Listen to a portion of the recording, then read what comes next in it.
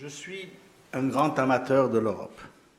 Je me réclame des valeurs des Lumières et je me retrouve dans le rêve européen, que je voudrais bien concevoir comme une étape vers l'application de ce rêve à l'échelle planétaire, où toute l'humanité pourra bénéficier de la condition de l'individu européen d'aujourd'hui, c'est-à-dire sécurité sociale, état de droit, démocratie, respect des droits de la personne humaine et de surcroît une diversité, une richesse culturelle sans pareil. Malheureusement, si tout est permis au rêve, la réalité est plus contraignante. En l'occurrence, permettez-moi donc de traiter de quelques thèmes. D'abord, l'Europe comme une conception culturelle, intellectuelle, au-delà de la réalité politique, économique, géographique et sociale.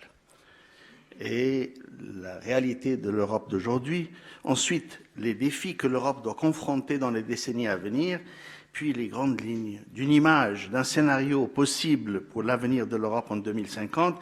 Et finalement, je voudrais, comme l'a dit notre présidente, insister sur la volonté nécessaire pour faire face à ces défis et assurer que le scénario possible se réalise, créé par la volonté des Européens de l'avenir voulu. L'Europe. Michelet avait dit que la France est devenue la France par un long travail de soi sur soi. Je reprends le même thème pour dire que l'Europe est devenue l'Europe par un long travail de soi sur soi pour tous les pays concernés. Et par la réalité des actes, mais surtout par la force des idées qui forment un imaginaire collectif. L'image d'une civilisation européenne se profile depuis la Grèce antique, l'Alexandrie hellénistique, l'Empire romain, les contributions de l'Andalousie d'Ibn Rushd et d'autres, et la Renaissance, la révolution scientifique, les Lumières, les révolutions politiques et sociales, et puis, après la Deuxième Guerre mondiale, la création de l'Union européenne qui réussit en moins de 30 ans de mettre hors du possible pour toute une génération de jeunes Allemands et Français que leur pays puisse aller en guerre. Au verso de ce tableau, il y a les guerres des religions, les inquisitions, les empires qui jadis couvraient le monde entier, le racisme, les guerres mondiales, les régimes totalitaires, les innommables crimes des fascistes, des communistes et des nazis, surtout la Shoah. Cette conception n'est pas d'un État européen unitaire. Plutôt, c'est une série de valeurs qui relient les différents éléments des cultures européennes des différents pays. L'Europe, qui constitue tous ces pays, ils maintiennent leurs identités individuelles, mais ils se reconnaissent dans ces valeurs européennes qui sont les vrais fondements de la culture européenne. Donc, avant de devenir une réalité économique, politique ou bureaucratique, l'idée de l'Europe est une conception culturelle qui englobe les différences et s'enrichit des diversités. La création de l'Europe est un travail en cours. Inachevé, le projet européen illumine toutes les possibilités d'un avenir glorieux, mais demeure vulnérable à toutes les régressions des atavismes nationaux. Et aujourd'hui, l'Europe fait face à des défis intérieurs et extérieurs qui soulignent l'importance de continuer ce travail de la construction de l'Europe au XXIe siècle, au rendez-vous avec cet avenir qui se profile à l'horizon des possibilités. Aujourd'hui, l'Europe est forte de ses acquis et consciente de ses faiblesses, mais peut-être est-elle insuffisamment focalisée sur la nature des défis qu'elle doit affronter. Que puis-je dire de l'Europe d'aujourd'hui ? C'est l'enfant miraculeux d'un siècle sanglant. C'est la réalisation du rêve de quelques rêveurs visionnaires. C'est la cristallisation d'une conception utopique. Et pourtant, l'Europe d'aujourd'hui, c'est aussi l'exécution d'un programme, l'accomplissement d'un avenir voulu, ou du moins l'accomplissement d'une grande partie de l'avenir que les rêveurs visionnaires voulaient et que les hommes politiques pouvaient. Les imaginations de Schuman et de Monnet ont été l'étoile vers laquelle la boussole européenne a tracé sa route. Une construction qui dépasse le legs de l'histoire et la contrainte de la géographie, une notion différente des États-Unis d'Europe. Car, à l'encontre des États-Unis d'Amérique, le rêve européen envisageait une multitude de cultures, une communauté de nations. C'est le contraire du melting pot américain. Les Allemands restent allemands, les Français restent français, les Belges restent belges. Donc une conception qui valorise la diversité culturelle et la considère enrichissante. De plus, le rêve européen inclut une dimension politique claire, démocratie, droit de la personne humaine et l'état de droit. Donc c'est bien plus qu'un programme économique, même si ses débuts ont été fondés sur le marché de l'acier et du charbon, suivi du marché commun européen, dite l'Europe des six. Il allait finalement nous mener au Parlement européen et à une législation européenne.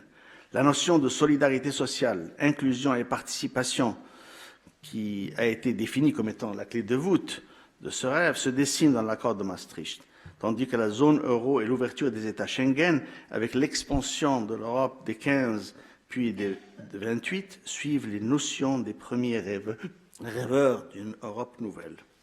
Mais là, la dynamique s'enraye. Face aux défis que confronte l'Europe aujourd'hui, les mécanismes de la construction européenne demeurent fragiles et insuffisants. Je reprendrai ce thème dans mon propos à venir, mais d'abord je voudrais souligner combien la portée de l'Europe a été et continue d'être importante à toute l'humanité. L'Europe a donné au monde des contributions culturelles de grande valeur, d'abord dans le domaine de l'esprit, les valeurs des Lumières et la science moderne. Ensuite, la capacité transformatrice de l'État-providence et de la construction de l'Union européenne. Si aujourd'hui l'Europe semble à beaucoup, même parmi ses propres citoyens, d'être à la dérive, vivant au jour le jour, incapable de trancher les problèmes quotidiens, sans parler de proposer l'ébauche d'un nouvel avenir glorieux, c'est parce que les intellectuels de la dernière génération, et jusqu'à nos jours, n'ont pas voulu voir grand et se sont focalisés sur la critique et le questionnement de la légitimité de toute action. La production artistique de la culture contemporaine reflète ce questionnement et cette quête de l'insaisissable. Il faut donc construire une nouvelle conception de l'avenir européen, différente de celle que les partis de l'extrême droite veulent lui imposer et que les intérêts économiques veulent lui prescrire ou que les forces sociales veulent lui infliger. C'est par la force des idées que nous pourrons dégager l'espace nécessaire pour faire naître ce projet de l'avenir de l'Europe. Et c'est par la force des idées que nous pourrons engager les citoyens dans le développement du contenu de cet avenir et leur donner les armes intellectuelles pour qu'ils mènent les combats nécessaires pour réaliser cet avenir voulu. Et on commence par les défis de l'Europe d'aujourd'hui au XXIe siècle. Ayant déjà acquis un niveau de vie des plus élevés de la planète, ayant créé des structures d'éducation et de santé qui font l'envie de la grande majorité des populations non européennes, et surtout ayant établi une structure de l'état de droit et des états de droit parmi les nations européennes, une machine industrielle de pointe, un système de recherche scientifique remarquable, et la dynamique européenne se poursuit. Elle emboîte le pas à la mondialisation et poursuit résolument le maintien de sa place dans ce nouveau monde qui se fonde. Mais les défis économiques, sociaux, politiques sont là. Prenons d'abord le volet économique. Je pense que 3 problèmes s'imposent. Premièrement, la politique poursuivie face à la crise de l'euro a mené à une décennie perdue. Le PIB de la zone euro en 2017 sera quasiment le même qu'il était en 2007.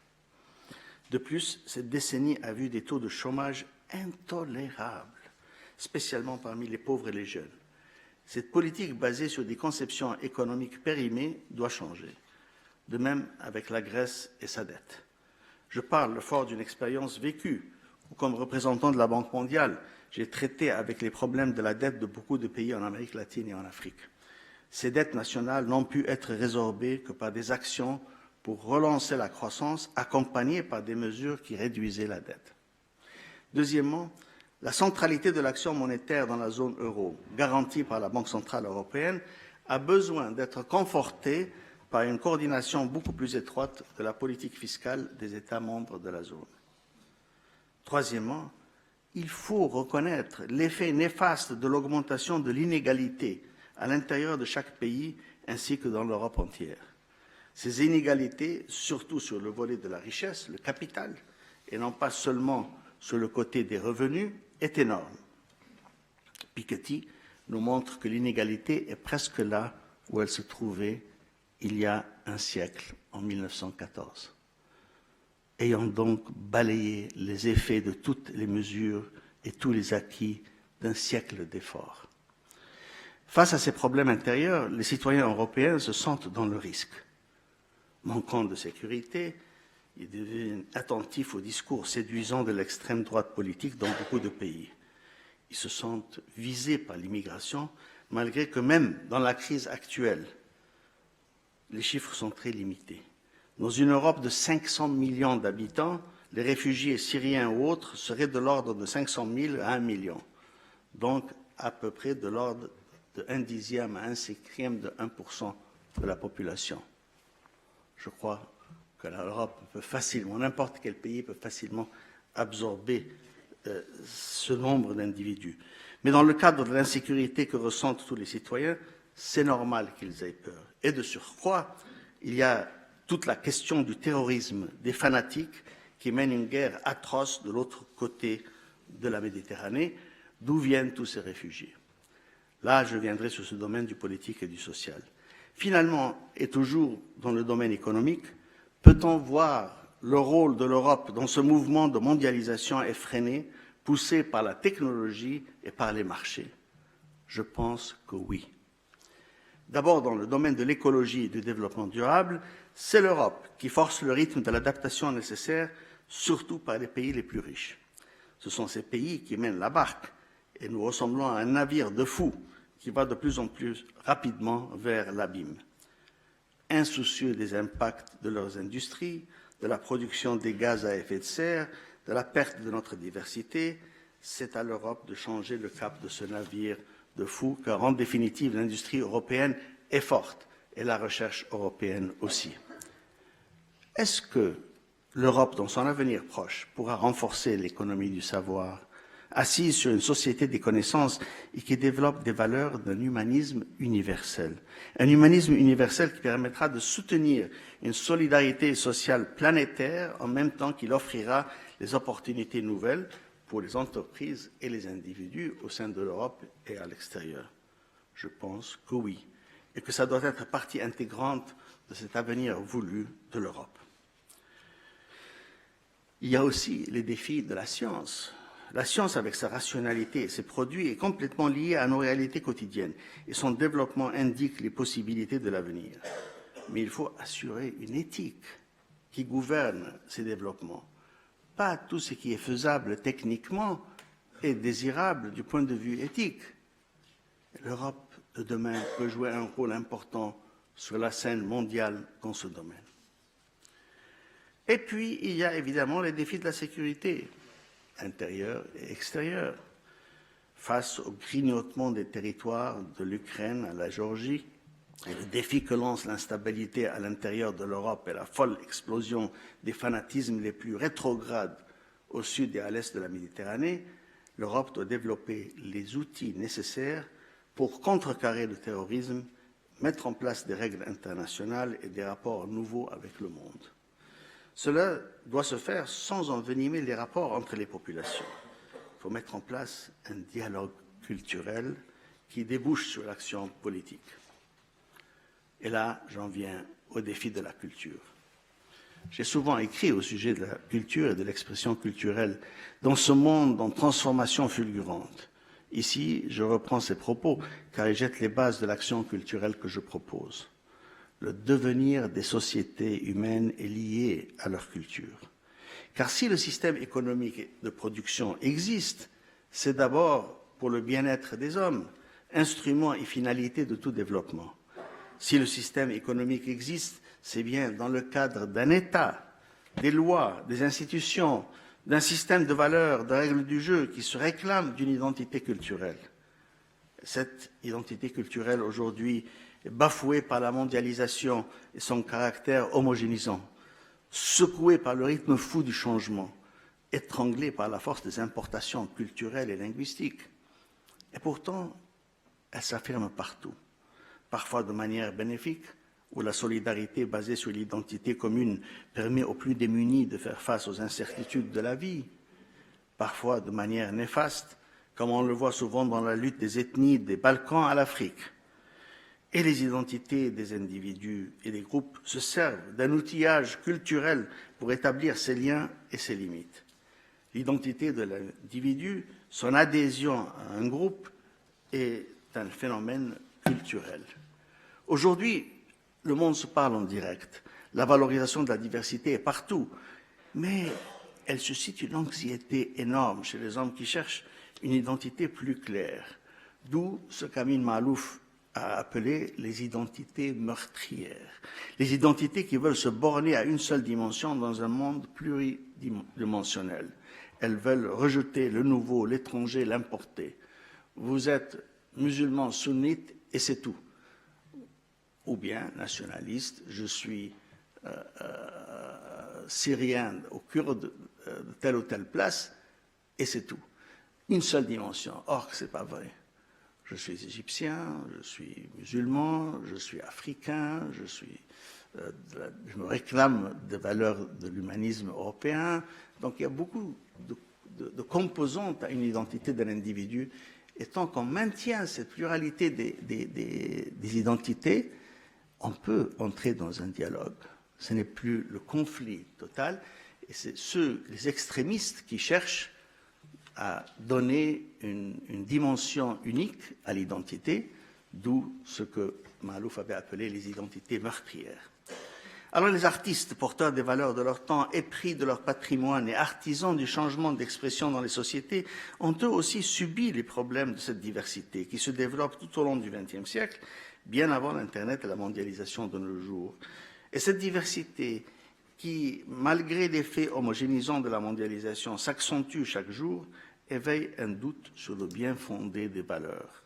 Et à mesure que la société planétaire prend conscience de l'unité scientifique et technologique, elle perçoit davantage ces atavismes régionaux et l'avènement irrésistible de l'individu, d'autant plus épris de liberté qu'il est de plus en plus engagé dans un ordre matériel de plus en plus rigoureux.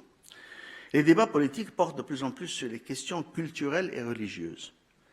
L'immigration, l'assimilation, le pluralisme culturel ne sont plus des sujets de débat académiques de spécialistes.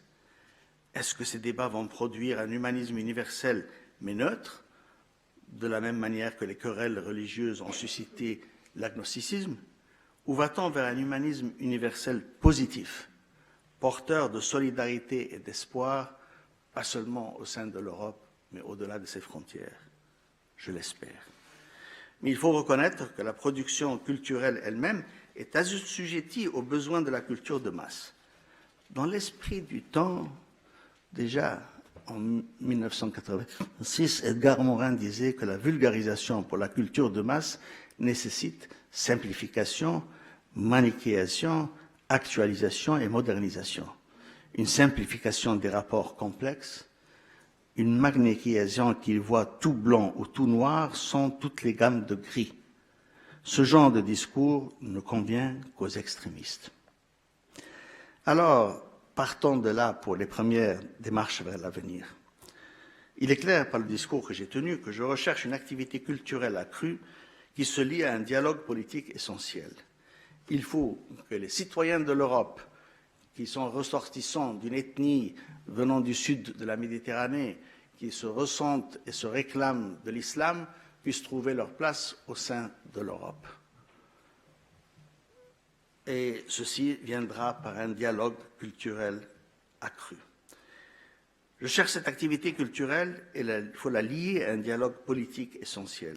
Ce dialogue d'abord européen et puis ensuite planétaire doit impliquer les intellectuels qui ne peuvent pas rester au niveau de l'interrogation. Face au problème des identités simplifiées et meurtrières, il faut dénouer les régularités et surmonter les accentuations qui les lient à une culture ou une sous-culture. Le dialogue s'impose. Le dialogue cherche à traiter de ces différents points de vue avec la volonté de comprendre et d'apprendre de ceux qui ne voient pas le monde de la même façon que nous.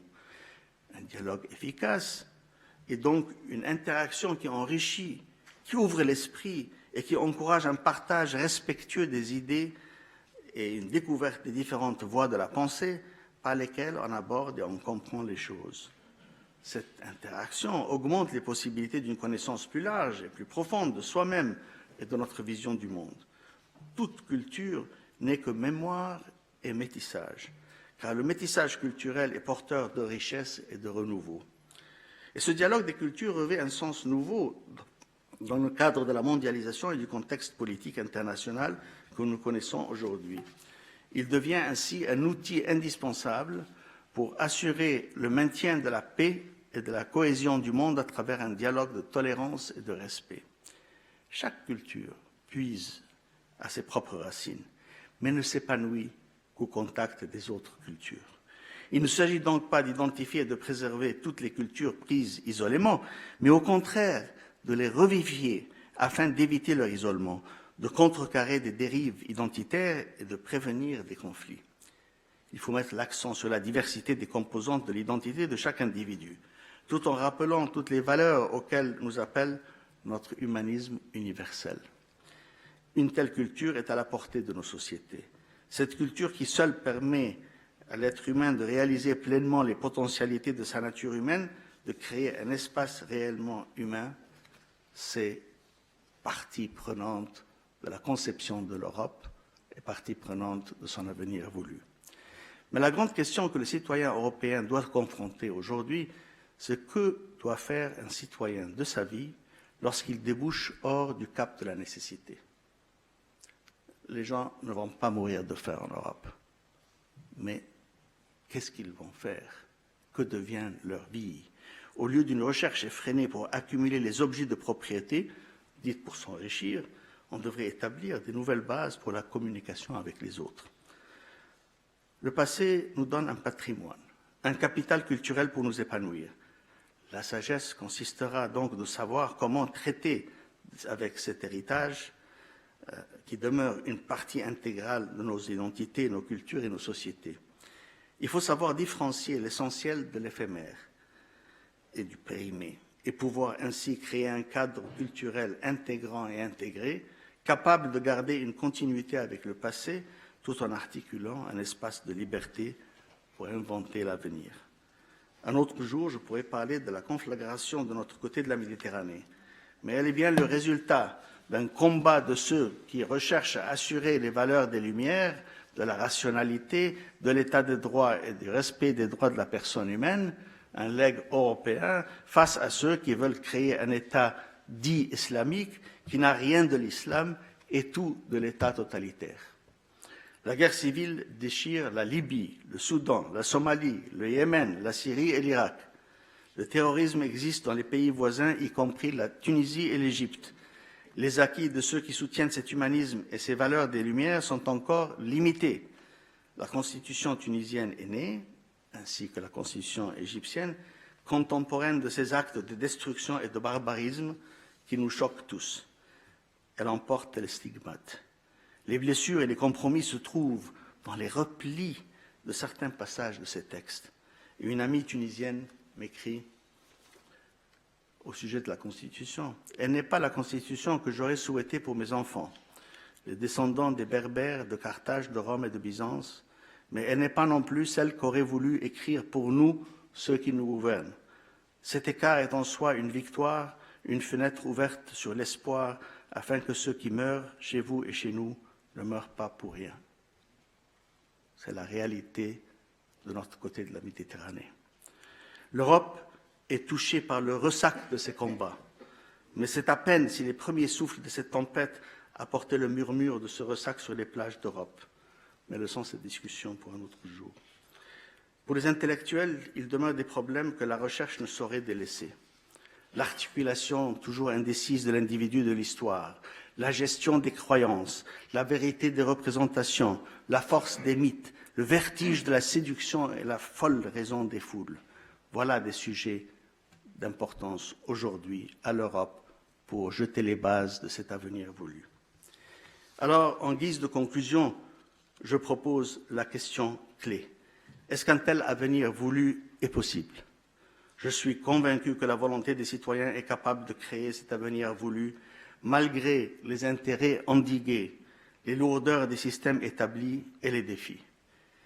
Quelles que soient les péripéties de l'immense explosion de nos populations, quelles que soient les catastrophes des continents, les aléas monstrueux de l'histoire, quelles que soient les conséquences infinies de l'immense essor technologique d'une société planétaire enivrée par le miracle de son esprit, quels que soient les développements de ce que l'infante et l'Apocalypse commençaient, quel que soit l'aveuglement, l'assourdissement et l'insolence du mépris des êtres grisés par le désir de la possession, surtout, quelles que soient les transformations imprévisibles des systèmes fébriles d'une écologie incapable de se transformer au rythme fou du changement imposé par une humanité et de son orgueilleux dédain de la Terre et de ses limites.